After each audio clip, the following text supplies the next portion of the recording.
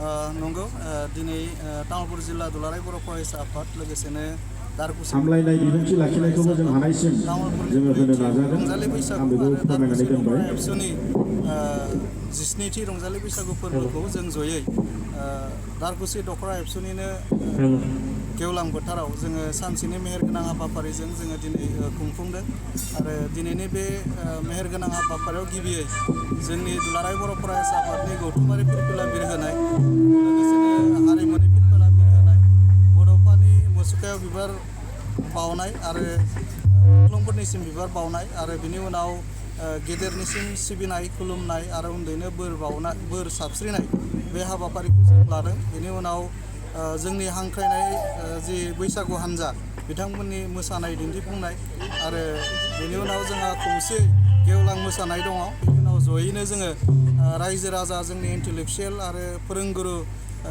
गासिबो जों खौसेयै जोङो रंजागोन गेवलां मोसागोन आरो ज'नो जोङो जोबनायाव खुंखा जानानै दिनैनि जि सानसेनि हाबाफारि बियो जोबगोन।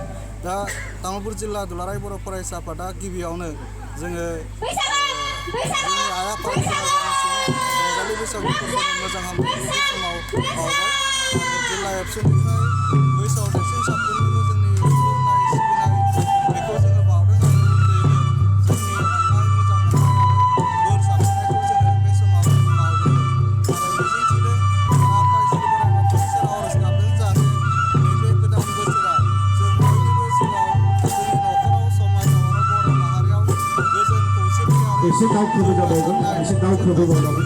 लाबोनानै होफैयो गेजेर बाहागोआव फैजाबावगोन। इसोरनि सेराव आर'ज गाबदों।